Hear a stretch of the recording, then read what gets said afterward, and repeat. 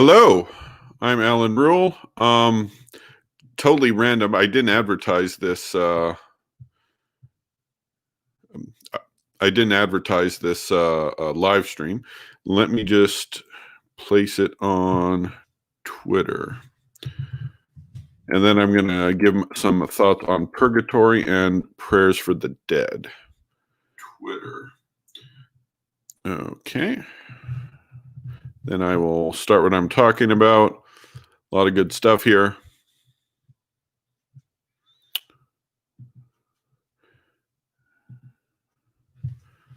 I'm live.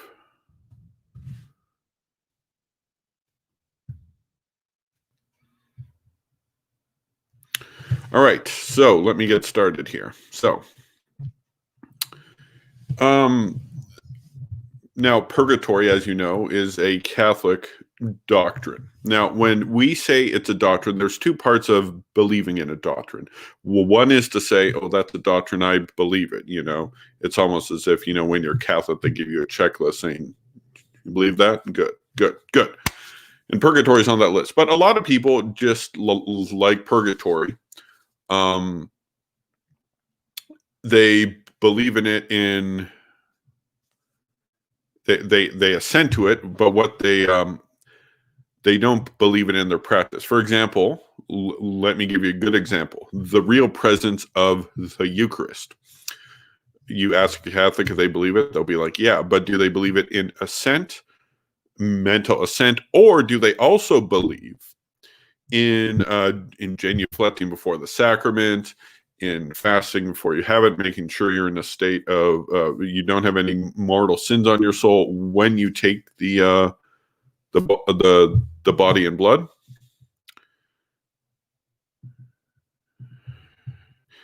And yeah, so it comes with a lot of there's two parts of believing. There's believing and doing. Hey there, Alan, Catholic Crusader Deus Vult. Hey there, Crusader.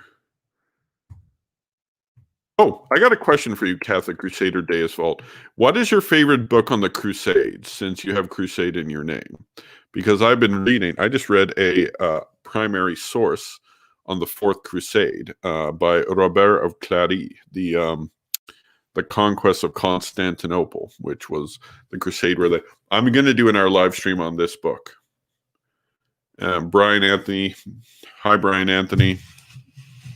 So, Catholic Crusader Deus Vult, let me know your favorite Crusades book. It can be a primary source or a modern book, either way. Anyway, I'm going to get back to the topic. So, when you believe in a doctrine, there's belief in it. Oh, hi, John. There's belief in it, then there's carrying out the belief.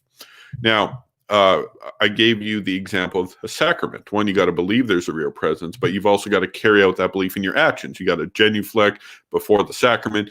You have to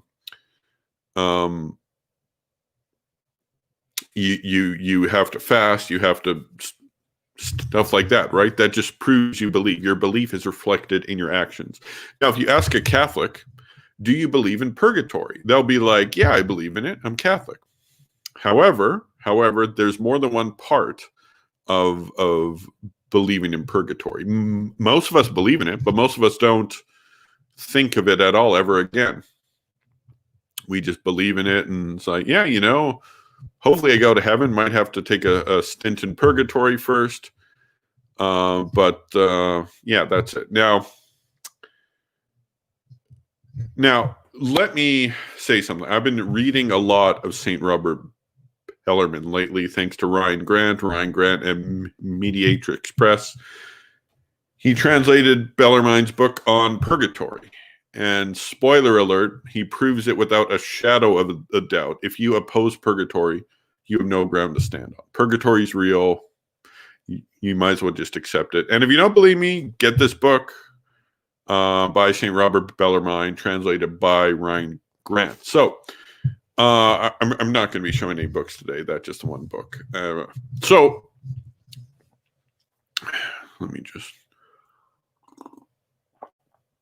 So the point is, purgatory is real. Now, if you go take a look today, most Obviously, the Catholics believe in purgatory. If you ask Eastern Orthodox, they believe in post-death purification, but they're kind of hesitant about calling it purgatory because they're against the idea of fire in the purification. There's some High Church Anglicans that believe it. C.S. Lewis believed it. If you read his book, A Grief Observed, he definitely believes in purgatory. Now, and although there's some additions, in fact, John Fisher, who's in there now, had to discuss. Oh, Father James, hi.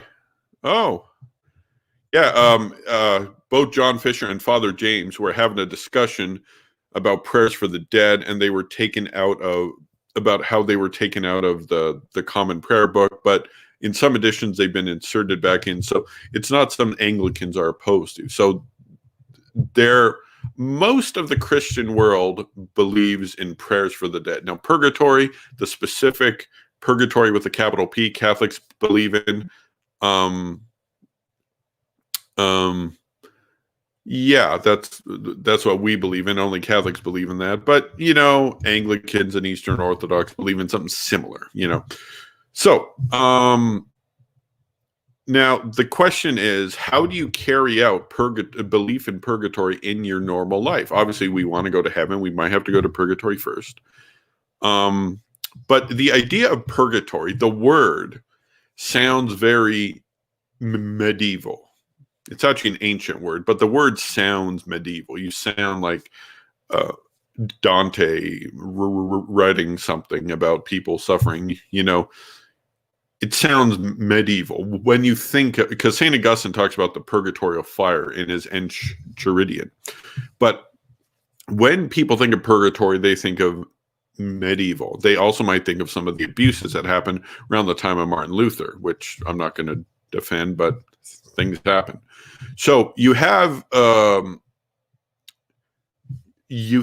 purgatory. The average Western mind thinks medieval. Now, prayers for the dead, the average Westerner, it's completely foreign to. It is completely foreign. The idea of prayers for the dead. Like, for example, if I'm talking to a secularist and I said I'm trying to stay out of purgatory, they'll be like, oh, you poor little religious nutbag. But he'll know what I mean, right? If I said I'm going to go pray for the dead, they'll be like, what kind of crazy cult are you part of? Hi, Snowy Skylar. Anyway, I'm just trying to say hi to everyone. Jared, I'm so happy that Ryan Grant has been translating Robert Bellamine's works. The controversies. Yeah, exactly. In fact, I got quite a bit of his stuff. I've been binge reading. Thank you, Ryan Grant. I hope to meet that guy one day. He's a brilliant guy, apart from his knowledge of Latin. So, what happened is, the idea of prayers for the dead sounds so archaic. Yet, in this book, St. Robert Bellarmine points out, now I have not checked this. He says, but everything else I've checked with St. Robert Bellarmine has come through. So we got to take his word for this. But he said the only person who opposed prayers for the dead in the early church was a heretic Arius.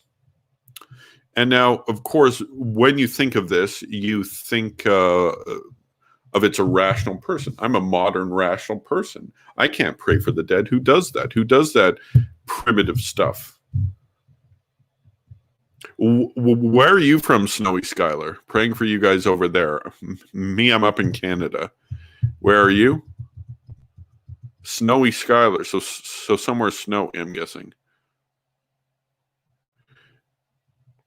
Okay, I see Father James. He says it's in the 1928 Book of Common Prayer. That's obviously prayers for the dead. Okay. So, yeah. Northern Australia. Oh, is that Brisbane? Or Cairns? Or I'm sure I'm pronouncing these wrong. Anyway, I'll let Snowy Skylar answer. So what happens at this point is prayers for the dead sounds very archaic, and it was universal in the early church. It goes back to the catacombs. You pray for the refreshment of these people. What part of Canada are you from, Jared? Me, I'm in Calgary. So anyway, I'll just let them answer. So how do we carry this out? Now, there's feasts like All Souls Day, where you go to a graveyard, pray for the dead, you get the indulgence. How often? It's a question for all of you. How often do people engage in prayers for the dead? Yeah, we might do the indulgence on All Souls Day. But keep in mind, being Catholic or being a Christian in general is two things. What do Catholics do on a Sunday? We go to church. I went to church today. I went to an Anglican ordinariate mass today. I got one right by my house. My normal Latin mass is 7:15 a.m. So, and I was up pretty late. Anyway, I'm getting off topic here. So, and I've actually got a lot of good churches close to my house. Anyway, the point is, it's one thing to go to church on Sunday. Okay, I hope everyone in the chat went to church today.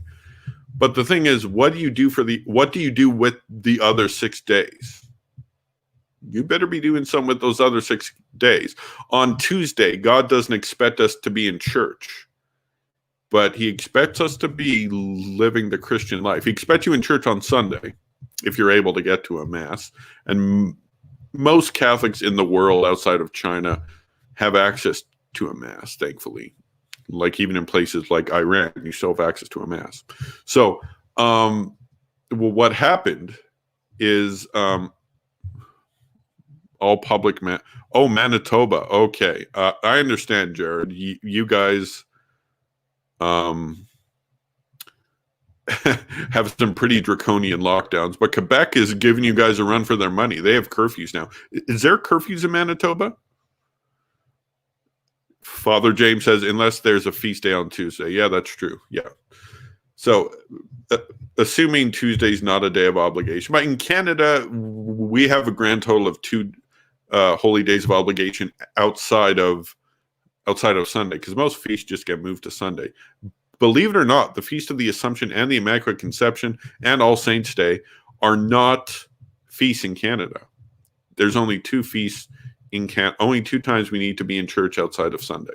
It's shameful. If you talk to Christians from the Middle East, I know a Catholic from Dubai, and she said that it's so weird, because 2 girls I was talking, one from Dubai, one from Malaysia. They're both Catholics from Muslim countries, but they said pretty much every feast day is a day of obligation. In fact, one time I had a friend from Morocco, a Muslim, and she had gone to Catholic schools. There's Catholic schools in Morocco that the rich families send their kids to, even though they're Muslim. And her parents are doctors, so they sent her to a Catholic school. And she has a lot of respect for the Catholic Church because of that. But the point is, she knew all the feast days. So it was a feast of St. Joseph. And she's like, "Oh, you going to church today?" And I'm like, "Why would I be?" Because it's not a day of obligation in Canada. It is probably for the Catholics in Morocco. And it's like, "Oh, it's is it not a day of obligation here?" And I'm like, "No." Well, but of course, in the Muslim countries, they do a good job of forming the Catholics there. And may God bless the Catholics of Muslim countries. They're the hope of those countries. Like one day, hopefully, they'll chuck Muhammad and replace him with Jesus Christ. Lord willing. All right, let's get back to prayers for the dead. So you have prayers for the dead. Sounds so archaic. Sounds so non-Western. And most Christians, most Catholics, and Eastern Orthodox and and Anglicans who live in the West probably don't even think about prayers for the dead. They probably don't think about prayers for the dead. It's kind of like a foreign thing. It's kind of like, yeah, pray for the souls in purgatory. But in the early church, this thing was left, right, and center. The idea that the people who died are somehow far away from you. No, they're still Christians. They're still in the church. They're just not glorified in heaven yet. And so something I started doing as soon as I finished this book, like 1 or 2 weeks ago, I can't remember the exact day, but what happened is I said to myself, I got to pray for those who are in purgatory, who need my prayers. And since then, I've been praying the rosary for these people multiple times a week. And I think we should all, if you believe in prayers for the dead, we should all try to do more than we do. We should all do more than we do. Maybe one Father or one Hail Mary a day, a week even, because I bet most people who watch this are doing 0 for the people in purgatory. So try to do more than you're doing. One Our Father a week, one Hail Mary a week. Maybe you want to do it 2 a day. Maybe one day you'll dedicate your whole rosary to prayers for the dead.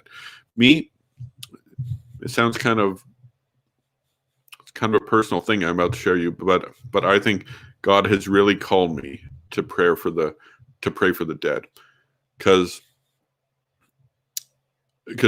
they need it. Like just I picture these people in my head. They're like on fire, and then somehow there's a big dump of water coming on them, boom, and they're done. And then they go to heaven and they're with God. And our prayers help those people, right?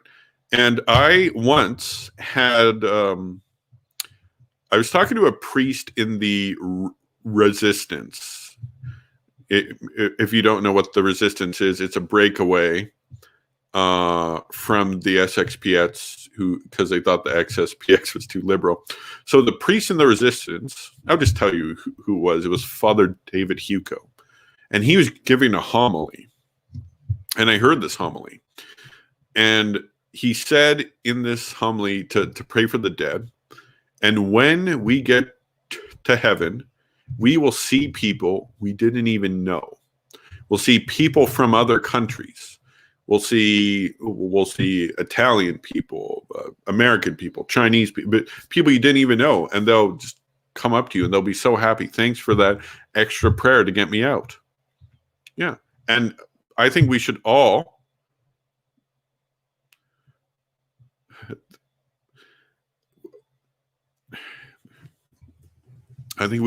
try to do more than we do. Again, one Hail Mary a week is probably more than 95% of Catholics do. I'm talking practicing Catholics, not the person who's baptized and only goes to church if his cousins get married. No. I'm talking about it's essentially not part of the average Catholic's life, because we live in a modern Western mindset. We need to get out of that mindset. It's a cancerous mindset. It's working against your faith. So you need to, this also helps reprogram your brain. Get rid of the Enlightenment. The Enlightenment, I think G.K. Chesterton once called it the endarkenment. I don't know if that was him or someone else, but whoever said it was brilliant. It is the endarkenment. It's a darkening of the mind to expunge your faith. Now, sometimes it won't destroy your faith. It will sometimes, but sometimes it'll turn it into a more rationalistic, humanistic faith. We got to get with the times. That's what religion is, right? I tell you,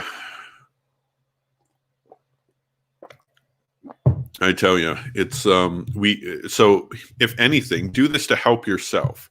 Help get that Western mindset, because Christianity is not a Western thing. So what you need to do is expunge the Western mind. Keep in mind, just read the Gospels. Think of Christ. He was a fisherman, He talked about parables of Roman centurions and tax collectors and fishermen, and like that's what these people were, But of course, they had their faith, right? They had their faith. They studied the Torah. They had a lot of other traditions too. I'm not saying that the Talmud is right, but I do believe there are things in the Talmud that are true. some that even go back to Moses, but I do believe there's a lot of falsehood in the Talmud. I'm not a Judaizer by any means. The point is they had their faith. The Christ and the apostles and all the Jews at that time had their faith, and that was in contrast to most of the world that was Roman. Most Roman, pagan. They believed in a bunch of Stoic philosophy, a lot of stuff that's cancerous, a lot of stuff that was compatible with the faith. You have parts of Aristotle are compatible with the faith. The scholastic movement has proven that. There's parts of other philosophies that are acceptable to the Christian, or to the Jew back then in the ancient world. So there's things to try to expunge the mindset. Now, unfortunately, there are no Catholic states left. There's no Christian countries anywhere in the world.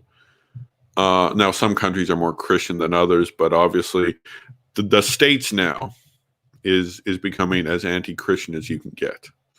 With the fake Christian Joe Biden, apparently he went to church today. Like I said, Joe, it's not what you do on Sunday. Well, it is what you do on Sunday. You got to go to church. You did that. Good. It's what you do those other 6 days of the week. So, Joe Biden, I hope you're going to live out that that faith for all 7 days a week. Like, I think there's hope for you, Joe, because I actually think that Trump got more religious when he got in office. I think he did. I think it had an effect on him. How much? I don't know. Was he a true believer? I think he was at least leaning that way. So anyway, that's what I wanted to share about purgatory and prayers for the dead. So at the end of the day, try to do more than you do. If you can do it every day, that's good. If you can do it 1 or 2 days a week, that's good. If you want to do it one prayer a week would even help. All right, so that's my rant, spiel, preach, whatever you want to call it. Are there any questions on this topic or other related topics? I kind of gave a preview of what my next talk will be about a bit earlier in this, and I read a primary account on the Fourth Crusade where they went and sacked Constantinople. There's a good number of primary sources available, believe it or not. This is Robert of Clary. He was a knight on the crusade. There's also, and it's very easily accessible on Penguin Books, Geoffroy de Villehardouin. It's a primary account of the Fourth Crusade. There's 2 accounts here. There's one of the Fourth Crusade and one of the Seventh Crusade. That was one of the crusades of King Louis IX. So that is about the Fourth Crusade. And Geoffroy de Villehardouin is important because he was the Marshal of Champagne. So a very high position in the crusade. Not the leader, but one notch below. And he was involved with a lot of admin work. So that's going to be sometime down the road. I don't know when, but I'm going to be given a lot of information on the Fourth Crusade. There's actually a translated Byzantine account of the Fourth Crusade. It's expensive though. So, and at this time, and there's also another Latin account that's not that expensive that's translated. I don't have that one yet, but I'm going to try to get there. And of course, there's modern books on it, like Thomas Madden. So guys, all right, let's see if there's any questions. Which passages would you appeal to in an argument with a Protestant over purgatory? Let's put that up, John Fisher. Okay, John. What you're going to have to do, John, is get this book, because St. Robert Bellarmine shreds all opposition. You get this and read it, John. The Protestants don't have anything on you. He goes through, he proves it without a shadow of a doubt. And he goes against the 2 Protestants who really hammered against purgatory, John Calvin and Peter Vermigli, some Italian Protestant. So, and they wrote a lot against purgatory, and he specifically targets their arguments and shreds them. And he gives all the evidence, Old Testament evidence, New Testament evidence, church father evidence, church council evidence. Yeah, it's there. The standard passage is 1 Corinthians 3:15. That's probably the number one, but it's verses 10 through 15 where he compares the wood, hay, and stubble with gold, silver, and precious stones. It's a beautiful verse by St. Paul. And if you go and watch a radio debate that James White had with Robert St. Janis, he really gives a good outline, and he exegetes. He talks about the Greek in that, and how the Greek can be translated in a way that's very favorable to the doctrine. Okay. I remember during Catholic study at school years ago, there is a great historian, I think, called Thomas Madden. Not Madame. Madden. Thomas Madden. I've got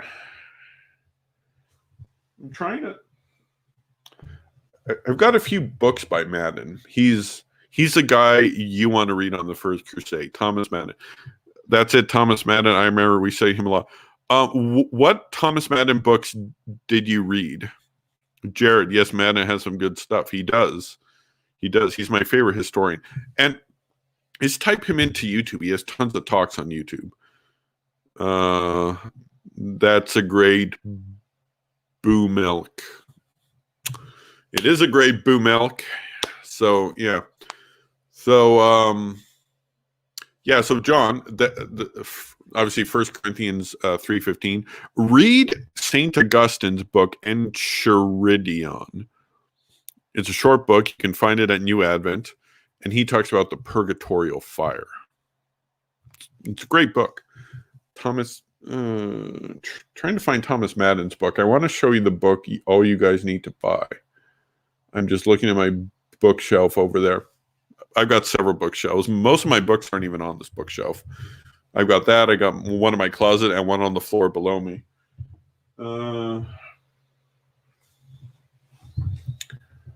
Where is that book? Okay, it's called A New Concise History of the Crusades. So that's the one, Jared. Entreaty and Faith, Hope, and Love. Yeah, that's the one. Make sure to buy that one. Yeah, sorry for my spelling. I got fat fingers using my phone. Okay, that's forgivable. The phone will screw you over with autocorrect too. All right. Are there any more questions about purgatory or any other related subject? Again, if you want to know how to shred every Protestant argument, you got to get this. It's no mercy. The best way to describe this book is to think of the fourth fight between Juan Manuel Marquez and Manny Pacquiao. The fourth fight. And imagine Marquez is St. Robert Bellarmine, and Manny Pacquiao is John Calvin or Peter Vermigli. You know what happened at the end of that fight. Pacquiao was knocked out. And there's two kinds of knockouts in boxing and MMA. There's knockout, you're stunned, you're trying to get up. The fight's over, and then there's ones where you're knocked out and you're not even moving. You're not even moving. And Pacquiao wasn't moving for about 4 minutes after that knockout. It's a good fight, actually. You know, that was when Pacquiao's career started to go downhill. He had that controversial split decision against, I can't even remember who it was, but then after that, he got knocked out. He was never the same. I don't even know if he's still fighting, but I stopped watching his fights because he was really going downhill. Question from Father James. Have you watched Dr. Jerry Walls' videos on purgatory or his books on it? No. No, I haven't. I think he believes in It's not Catholic purgatory. I know that. I heard James White attack it once. No, to be honest, I don't have the highest opinion of Jerry Walls. Like, I did a thing on reason and theology where I shred his no Bishop of Rome before the mid to late 2nd century. But I'll tell you what, I'll check it out. I'll check out the video, not his books. I got to save all that money up to buy more Crusade books. And anyways, Mayweather. No, he what about Mayweather? No, he lost. The split decision was not against Mayweather. He lost to Mayweather quite handily. Who was it? He fought him 3 times. He won the next. Oh, it's Tim Bradley. Tim Bradley. That's who it is. Timothy Bradley is the guy he lost a controversial split decision to. And then he fought him 2 more times and won. But then he got that knockout from Marquez. And yeah, so yeah. But no, I'll tell you what, Father James, I will definitely read or watch a video. I'm sure he's got a good video. All right, Jared, what are the main differences between Catholic and Orthodox belief on purgatory? I know the Orthodox don't call it that, but they do have beliefs about prayers for the dead. Okay, I think John can help me out here. John Fisher. Do the Eastern Orthodox use the word purgatory in one of their documents? Because I think he said yes. Now, of course, and keep in mind the thing about Eastern Orthodoxy, there's a world of difference between people who are born and raised in Orthodox cultures and people who are converted because they watched a Jay Dyer live stream and they're talking about absolute divine simplicity as if they know anything about it. They don't. Anyway, the point is, but I do believe, I think they try to shy away from the word purgatory, but the word aside, I think the main difference between Catholic and Orthodox is they don't believe that God uses fire in purgatory. That's the controversial thing, and that came out in the Council of Florence, actually.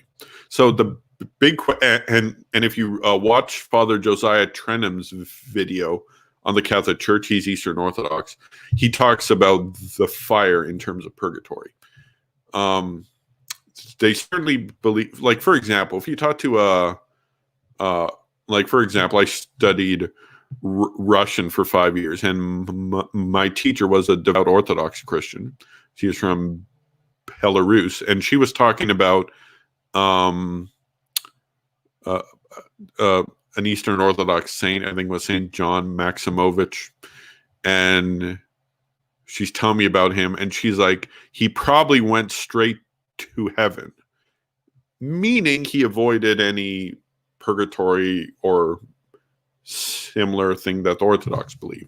No post-death purification because he was such a holy man. So, yeah, so like it's a similar belief, but not identical.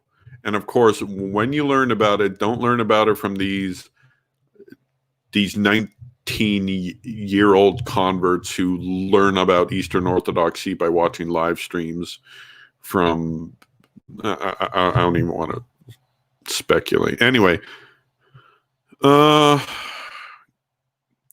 Claire Kuhn, is that how I pronounce it? Kuhn?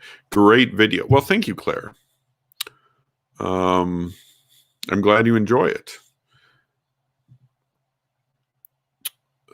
Only difference I could find is the imagery of fire. Yeah, that's what I got. And in fact, in this book, he's arguing against Peter Vermigli, And he's saying that purgatory is universal to the ancient church. And then Peter Vermigli was saying, well, no, the Greek church doesn't believe it.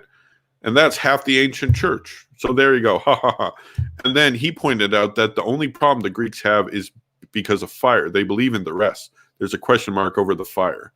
And now, and to be honest, I don't know where this argument comes from, the whole fire argument. But I know it's their argument, and they've had it for a long time. So it's not just some newbie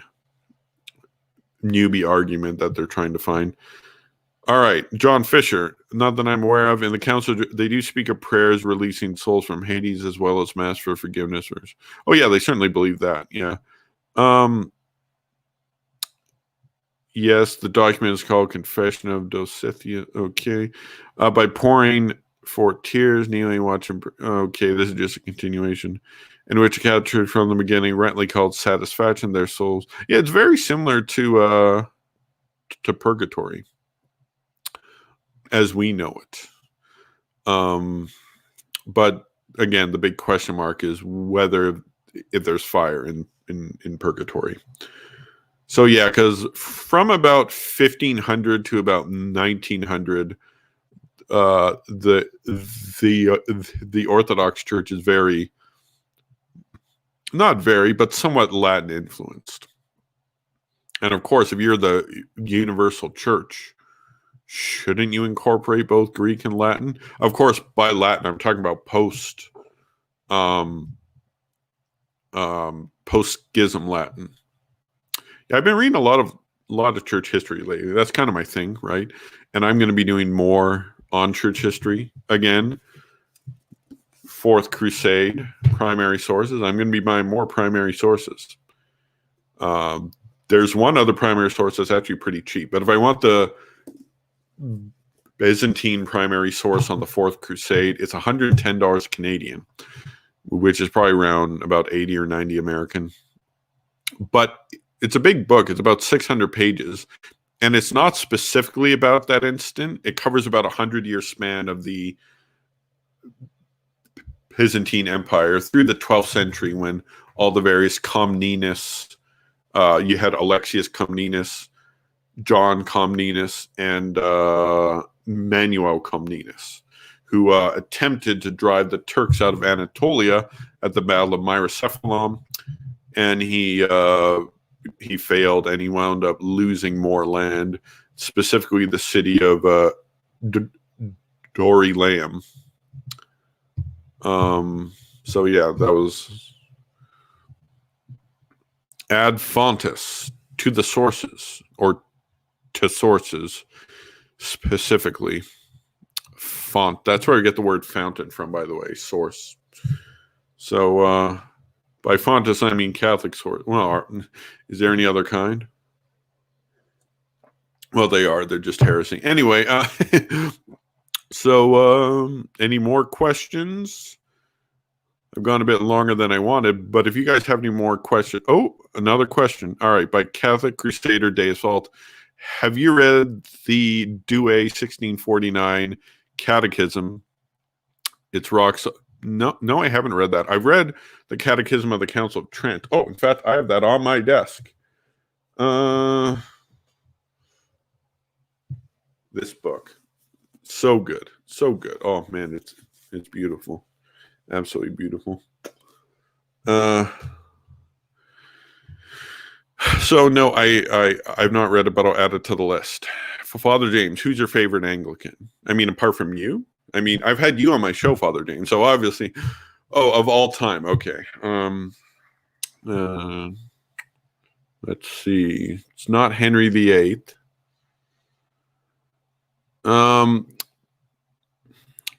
Probably not Queen Elizabeth either. There's a lot of apart from you. Okay. There's some good stuff from Archbishop Usher. He's probably the smartest Anglican that I've read.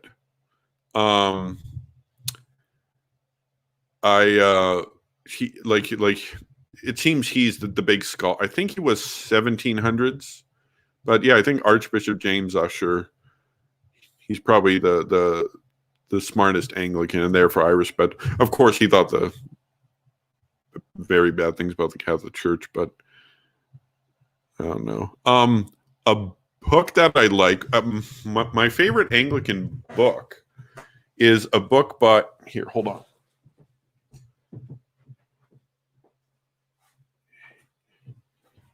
It's a book about the papacy called The Church and the Papacy by Trevor Jalond. He's his book was written in 42. It was a set of 8 lectures put together. Very good scholarship on the papacy, and like so objective too. I know it's impossible to be 100% objective, but he's pretty good. I like his scholarship. I don't agree with everything in the book, obviously, but no, a lot of good stuff there. In fact, this book was recommended to me by Eric Ibarra, who's a former Anglican, and he actually has recommended quite a few Anglican books to me. I've got one more that I've ordered from A Books. Mine is Ryle. You know, I've never read Ryle. I've heard good things.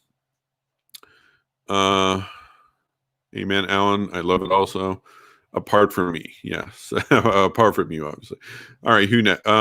Your thoughts on universal education. I don't know what that is. You'll have to explain in more detail. Can I say John Newman during his Anglican years? I don't.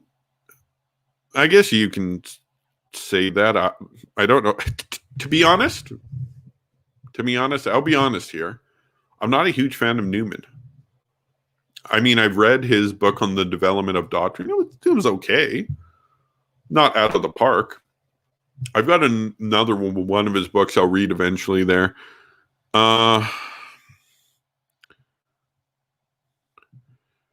Okay, what's your email, Alan?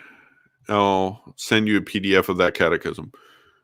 My email is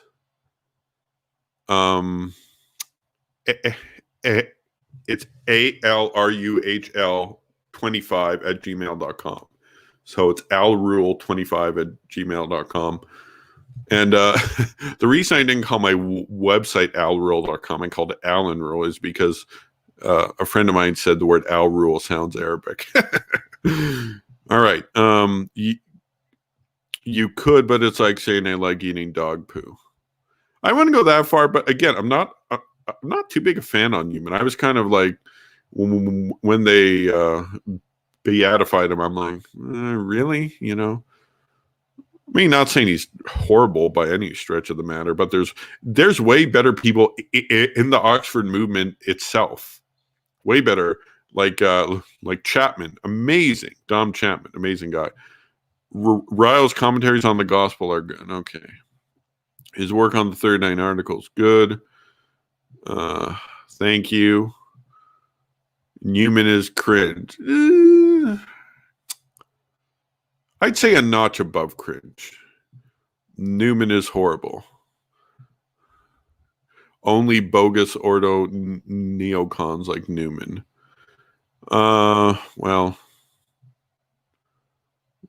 I can't remember last time I've been to an Ordo Mass, but Newman's best work is Grammar of Assent. I'll read it, but I'll be honest, the guy's not on my list. I mean, if you're going to have primary sources for the Crusades, books of Newman, I'm going to go with Crusades 365 days a year. He's total cringe. Pusey is much better. John Knox is also... I thought John Knox was a Presbyterian. Oh, by the way, Father James, I ordered a book based on your recommendation. Let me show you.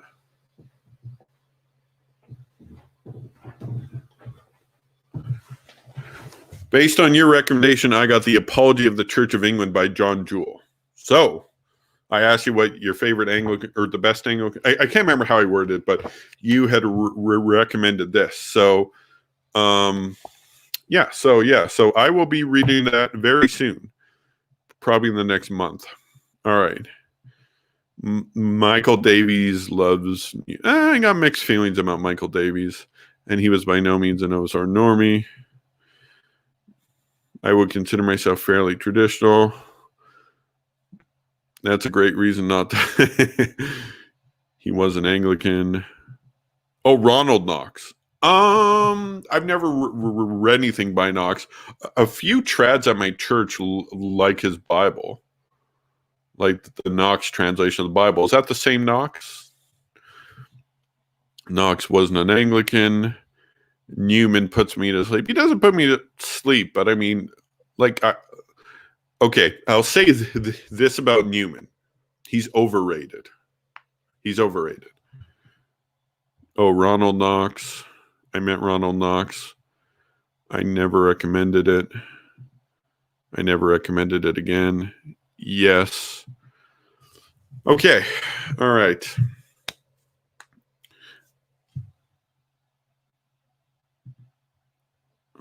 I mentioned, but I recall saying, "Oh, really? Oh. I must have misheard. I guess I wasted like $12 on this thing then. Oh well, I'm going to read it anyway. Is Biden Catholic?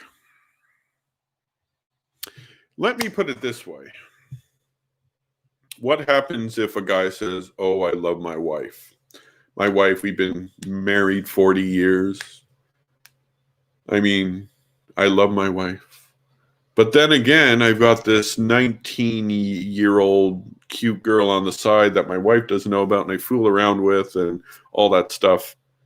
I mean, is that guy, he's a husband?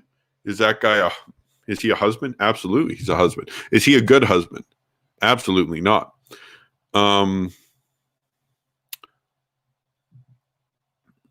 It's polemical.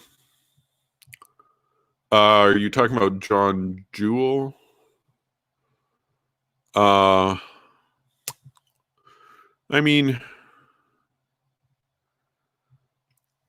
I'll have to see.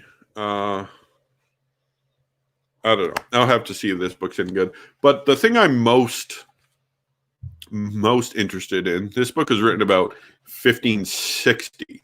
So it's very early in the Church of England's history. And keep in mind, the Church of England of this time is kind of changing depending whoever's in charge. Like when King Henry VIII was king, it was different when Edward VI, which was different than Queen Elizabeth. But I guess Edward VI was similar to Queen Elizabeth. But because I think Henry VIII was essentially a popeless Catholic, right? And but I kind of like to see the mind of an Anglican in 1560. So like an Anglican in 2021 will say why they're not Catholic, but in the very early stages of Anglicanism, this guy's saying this is why he's not Catholic and this is why he wants to be Anglican. So that's the fun part of history. It's not just finding out what happened, but seeing how people back then perceived it to be happening. Like, for example, in Fulcher of Chart, when he talks about the sack of Jerusalem, he uses very apocalyptic imagery.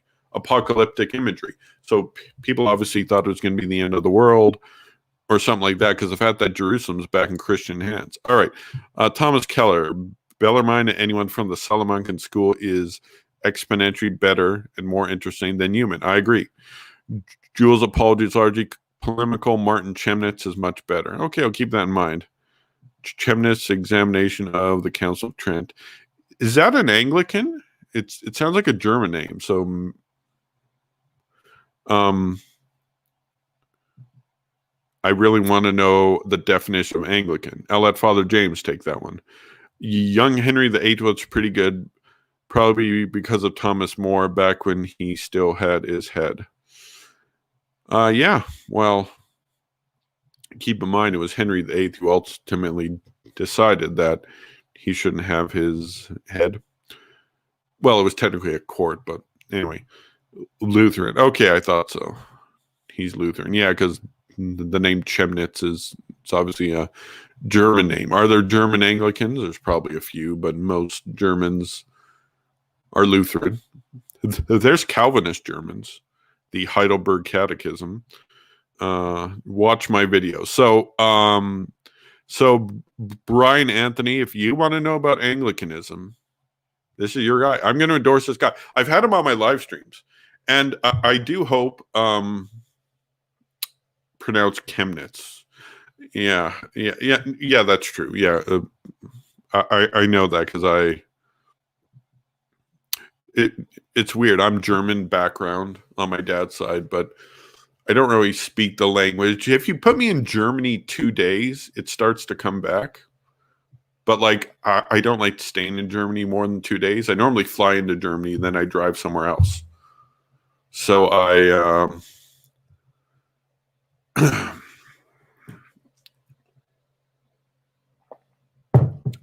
because let's face it, Germany is the worst. Germany's got a pretty evil track record. Now, and I'm not even talking about Hitler. They went astray long before Hitler. Like, look at Henry IV. Henry IV, the Holy Roman Emperor, who Gregory VII had to battle out in the investiture controversy. He was an evil guy. Not a good guy, that guy. And he was German. Now, apparently I heard once that St. Ambrose was German. I can't verify that. I just always assumed he was Italian. Let me just look him up right now. Ambrose. Oh, yeah, modern day Trier in Germany. I guess he's a Rhinelander.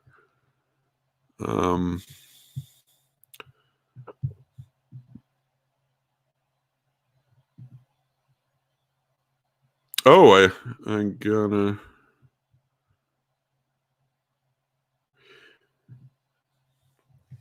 Okay, Germany has they went astray because of the tractor. No, they went astray long before tractors. Germany has always been a little. No, they've been extremely crazy. They've had moments where they've only been a little crazy. Probably all the beer. I need to talk to a cute lady. Peace. Well, good luck, Father James, and don't forget to pray for the dead. Don't forget. Just say one prayer. And okay, I think I'm going to end the live stream. You need to do these sessions more often. They are good. I'm going to. I did one probably 3 or 4 days ago when I talked about Joe Biden's inauguration. I'm going to try to do at least twice a week, maybe even more. And plans to expand. I'm trying to get 1,000 viewers. I'm at about 860 something now. So tell all your friends to subscribe. Catholic friends, non-Catholic friends. Hey, I'm welcome.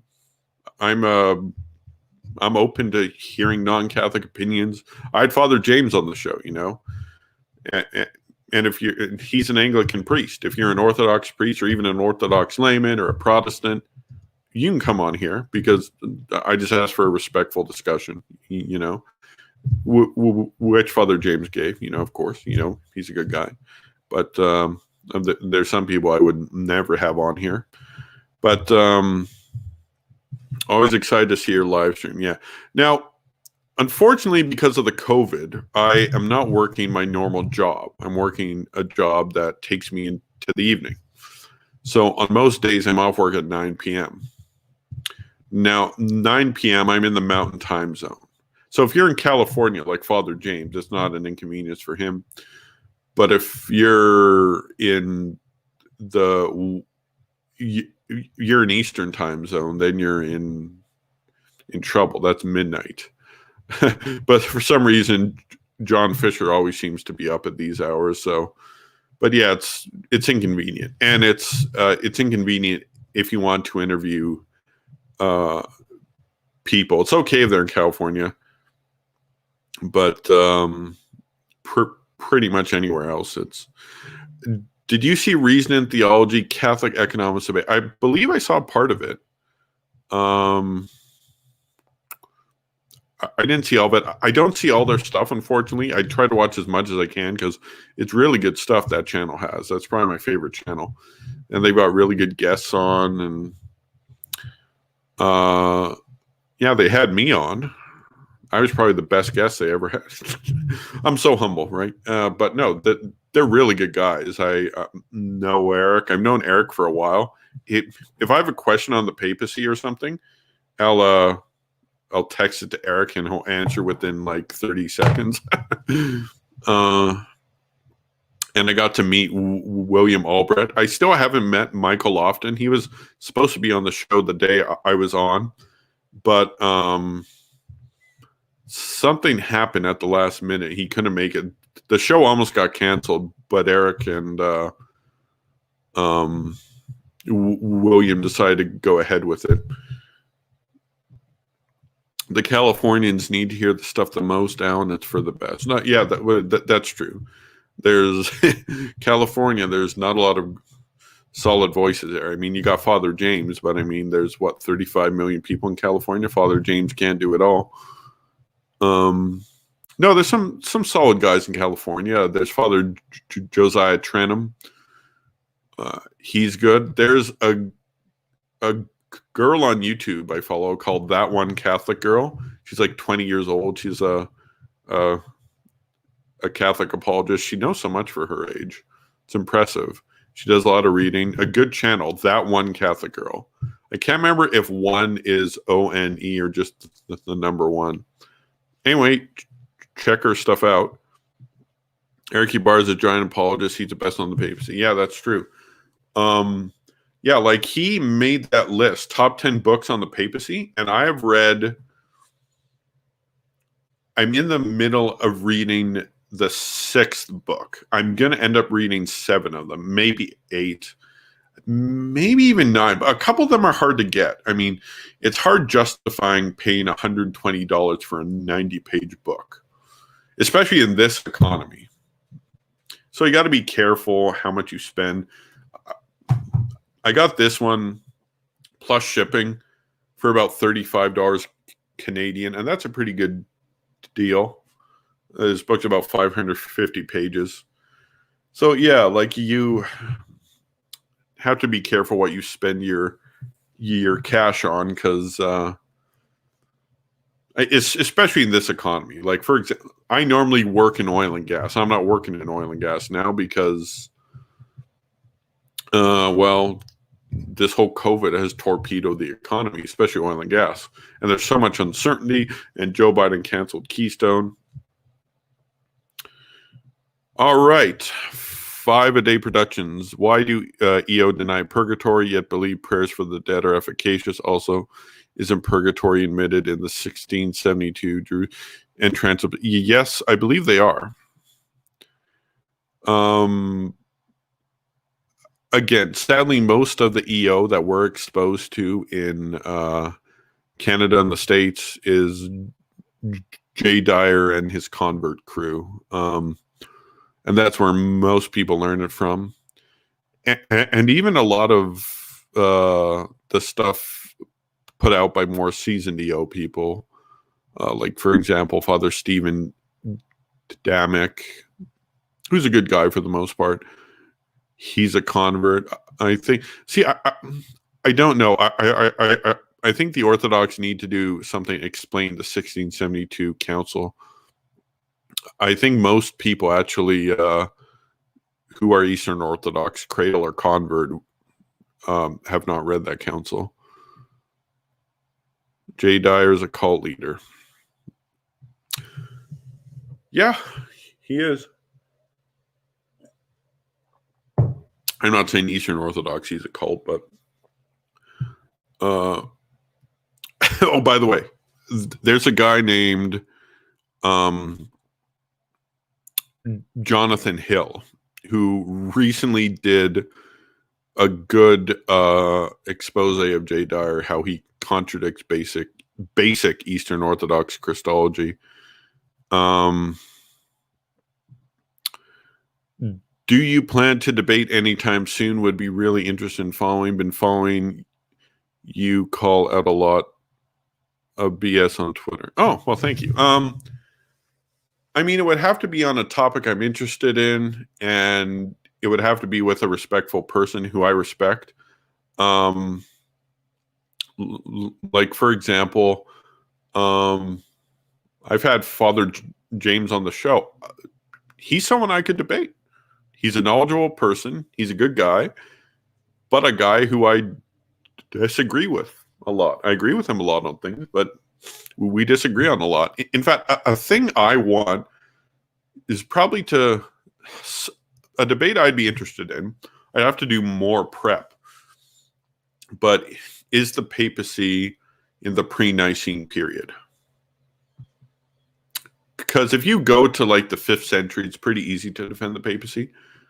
If you go pre-Nicaea, it's not as easy, but I think it's easier than most people think. Thoughts on presup? Is that presuppositional apologetics? I think we all use it. I mean, I think there's a Catholic pedigree for it, you know. The EO are even more confused than us. What do you mean by that? Because believe it or not, I'm not talking about the converts in the West. I'm talking about the ones from Orthodox countries.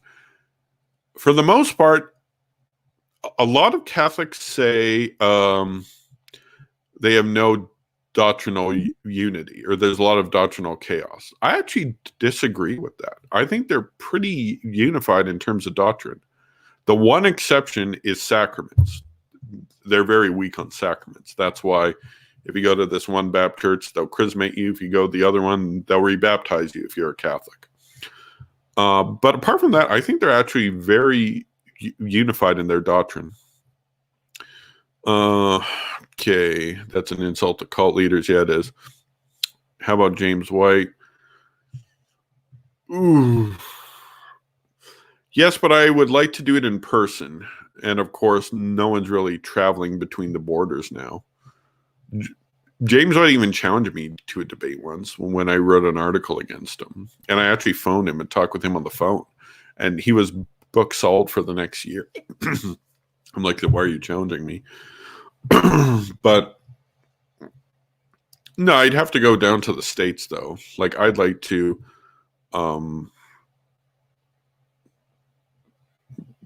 deal with him in person. And he does a lot of in-person debates. Yeah. Have you seen Ubi Petrus's articles / videos against the papacy?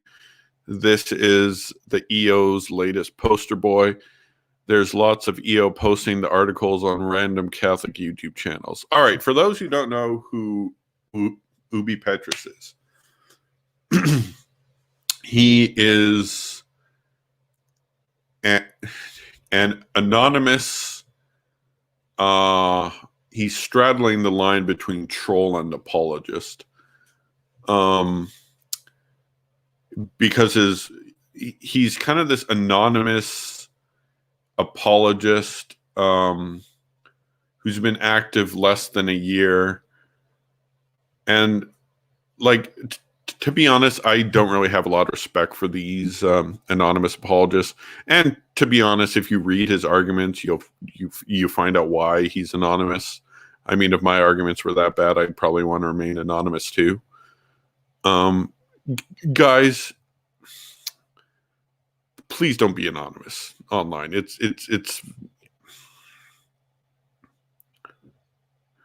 yeah, but like the point is a lot of people think these people are like, okay, about Ubi Petrus, he doesn't even know what plagiarism is. I talked to a girl I know who's a prof, a former prof actually. She works for a charity now, who's ironically part of the Orthodox Church, but I didn't bring up the context. I said, by the way, is this plagiarism? And I showed what Ubi Petrus was accusing Eric Ibarra of plagiarism. And she said, that's not plagiarism. That's an incorrect way to cite stuff. She said that, but it's not plagiarism. Plagiarism is taking someone else's stuff and making it your own. If you cite a book and you cite a portion and they quote another book and you cite that other book and not the book that's physically in front of you, that's incorrect citation. It's not plagiarism. James White is in hiding. His 90s arguments don't work anymore. Well, that's assuming they ever worked.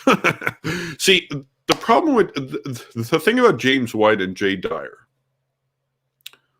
I'll concede they're very good at one thing. They're good at talking with confidence. They're like, oh, well, and they sound so convincing when they talk. And that can sway a lot of people. I'll give them credit.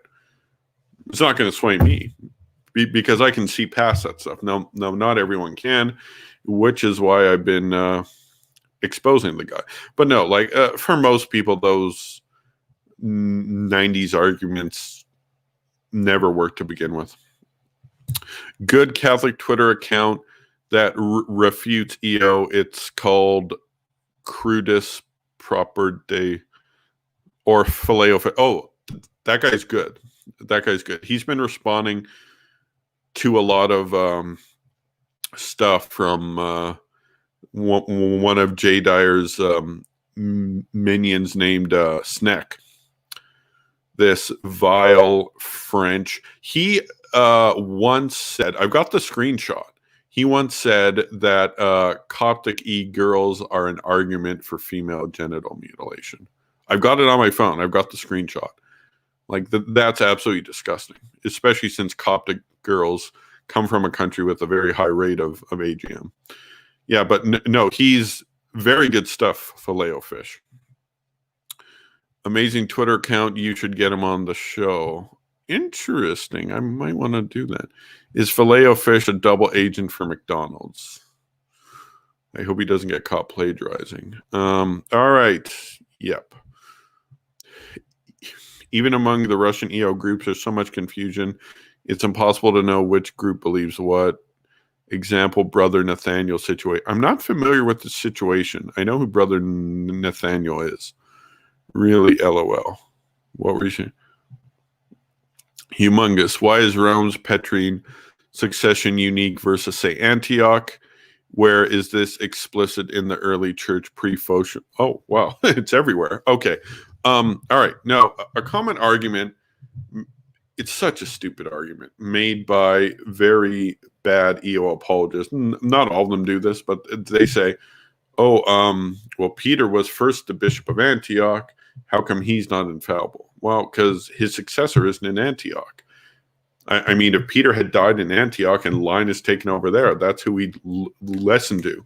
Like, take a look in the Council of Ephesus, what the papal legates claim about the Pope. In fact, I've got a book.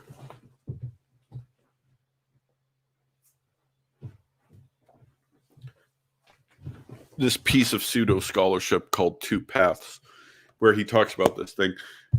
But he has they make these lofty statements about the Pope. And they do that in Chalcedon. They do that in Constantinople III. And no one ever says, hey, what about Antioch? In fact, most people, most sober-minded Eastern Orthodox, including this book, they basically say the papacy's been claimed for 1,500 years, not 1,000. For 1,500 years. Even Father Josiah Trenum admits this in his talk on the Catholic Church. And most Eastern Orthodox respect Father Trenum. However, they essentially say the papacy's been around for 1,500 years. And in those last 500 years, when they were making the lofty claims, no one ever said, oh, what about Antioch? Well, what about the Bishop of Antioch? No one did that. It's only modern.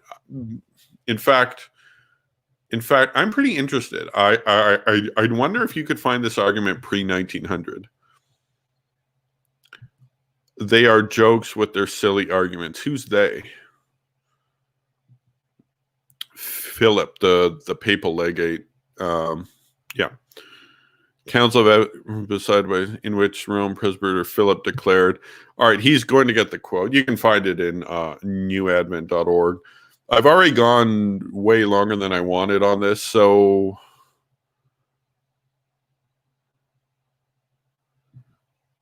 sedevacantism / scandal merchants in the Catholic Church. Well, I'm just going to say there are no sedevacantists in the Catholic Church. Yeah. Anyways, generally really weaken the Catholic position and provide ammunition for those against the Church. Of course, the current papacy doesn't help. That's the biggest problem, to be honest, the current papacy. Like, for example, I don't think a Catholic will become EO because of the current papacy. But if you're a Protestant who's looking into both of them, this might just tip you in the wrong direction. It's a problem. Francis is a problem. And most people whose faith they're destroying don't go to EO. They go to Protestant, or, to be honest, most just lose their faith entirely because of Francis. It's sad. All right. All right, I'm going to wrap it up now, but I'm going to say one thing. I'm going to be doing these more often. I did this one three or 4 days ago, and now I'm doing today. This is probably good frequency to start out. I don't want to do too much too soon, but I like these because you don't have to do a lot of editing.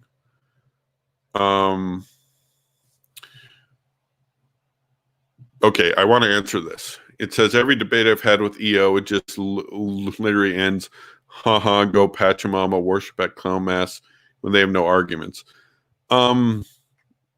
Let me just say, for me, they end with, oh, debate Jay Dyer, because they can't debate. They're just repeating what Jay Dyer says. They quote it to you, or to me. I shred it. Then they're like, oh, debate Jay Dyer. Here's the link to the Discord. I'm never going into that stupid Discord. Can you explain magisterium to non-Catholics? The best source on this, believe it or not, is Michael Lofton just appeared on it was a week or two ago, on a Protestant podcast. He explained the magisterium. Absolutely brilliant. Absolutely brilliant, Michael Lofton. They are weak. Who's they? Anyway, it's probably Jay Dyer and his followers. Because, in fact, I'll say this. Of all of Jay Dyer's crew, the amount that have any substance at all, you can count on one hand. And it's not even everyone in like his inner circle. I mean, a couple in his inner circle are smart, but really, in fact, I'll say this. There's this guy, he's part of Dyer's crew. I really like his videos. I'll just say who it is right now. It's like the real Med White, David the real Med White. And I do got to give this guy credit. He's done a lot of research in terms of the Coptic Church, like Chalcedonianism versus Mia, or monophysitism as it's called. It's very impressive, all the research he's done, because no one else has done this. So he's unique. Now, he is anti-Catholic, but his anti-Catholic arguments are just copy and paste from Jay Dyer. There's nothing original there. But his stuff on the Oriental Orthodox is good. God bless you and your work, Alan. Thank you. Michael Lofton has a great article in the Orange. Yeah, no, he's really good on that. Protestants constantly twist encyclicals to demonize Catholics. Very true. EO polemist.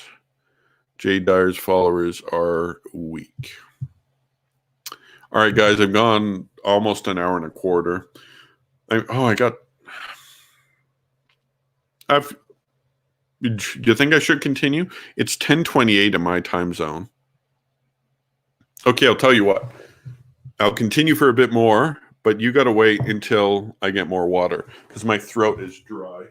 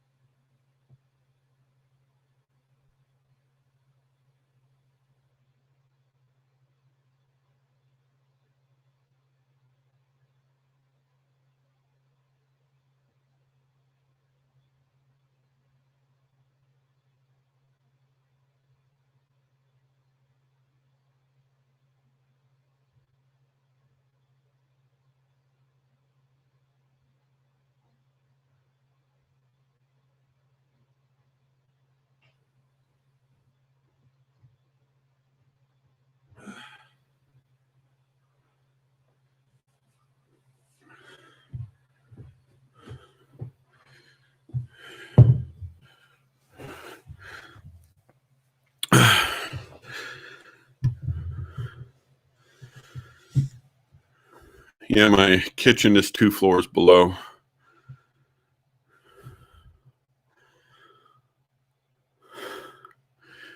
Jay's a snazzy dresser and a denominational schizo.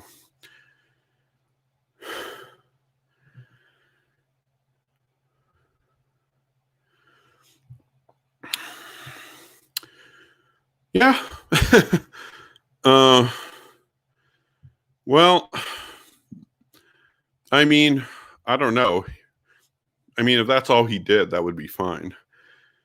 But I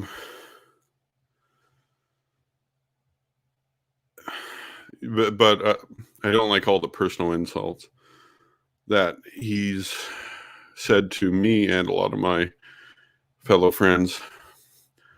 Most Eastern Orthodox here say do not take side. They think he's a whack. There's so many Orthodox spreading historical content online as well. Have you even seen some? Yeah.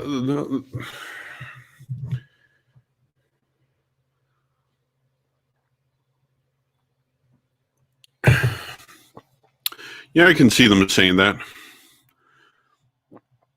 because he did reforms around the stupidest argument that I've made these people make. Now, I've not heard Jay Dyer make this argument or some of his inner circle even.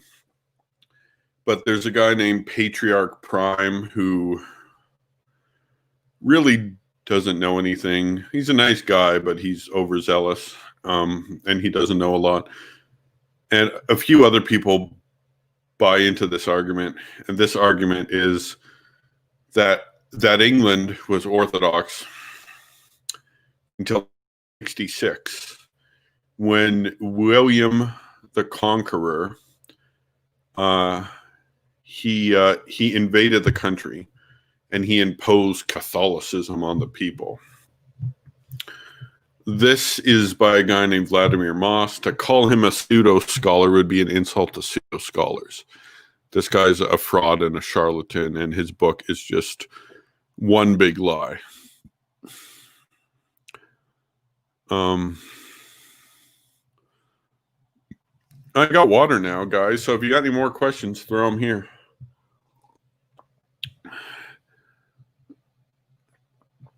Dyer has made similar arguments about the invention of the papacy. Jay Dyer has no arguments against papacy, except Pope Francis prayed in a mosque and participated in a clown mass. Do you think Catholics should start making more debunking videos, as many Orthodox apologists do for Catholic, but never invite?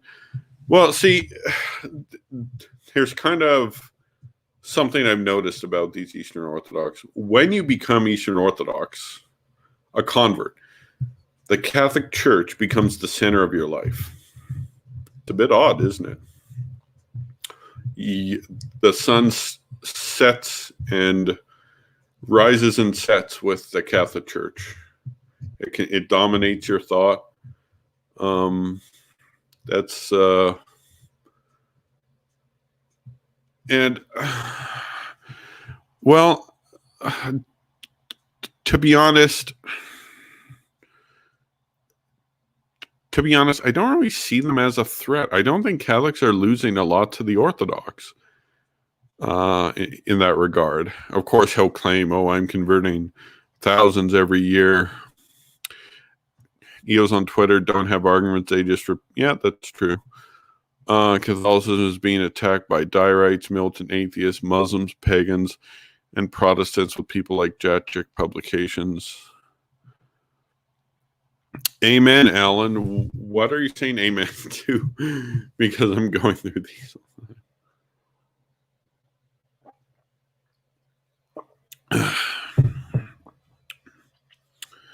Oh, it's 10:34 here. See, that's the thing about being in the mountain time zone. You're in a time zone that pretty much no one else online has. EO is a good way to keep your anti-Catholicism and rejecting the papacy while having apostolic succession and tradition. Okay, I'll tell you why that I've kind of gone after these EO people on Twitter. I know a ton of EO in my personal life, but they're not like these online people at all. And I kind of got dragged into this debate is because I'm an expert in church history. And these EOs who follow Jay Dyer are just making these outrageous claims that and like I had to respond, and they were going after Catholics. If they don't try to, for example, there's some EOs I know online who don't try to convert Catholics. They're just happy they found this new faith.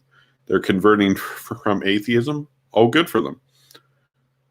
And they don't go after Catholics. So I'm not touching them, you know. But part of these, and the thing is, these people know absolutely nothing. These followers of Jay Dyer, and they're just getting away with these lies. And I'm like, you're not going to get away with that with me. Dyer doesn't have a real argument. Yeah, tell us something we don't know. It's sad some Orthodox hate isn't, but fueled by actual clergymen. Dyer has quite a bit of ecclesiastical support. Really? I don't know how this live stream turned into an Eastern Orthodoxy thing. That definitely wasn't the topic. The topic was purgatory and prayers for the dead. So I hope everyone here starts incorporating prayers for the dead into their prayer life. I know I am.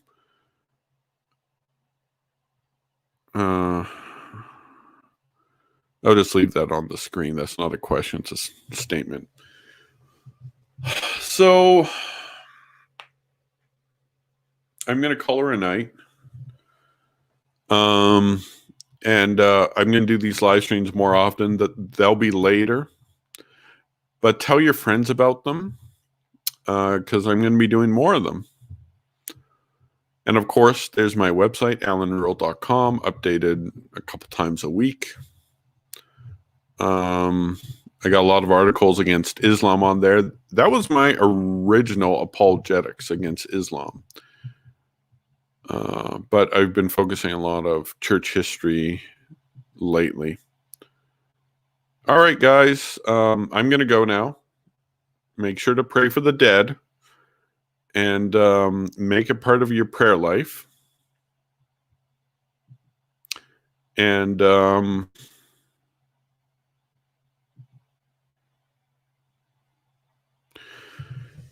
make it part of your prayer life.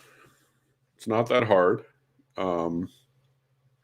Just make those your intentions. But I do got to go now, so God bless all of you. And signing off.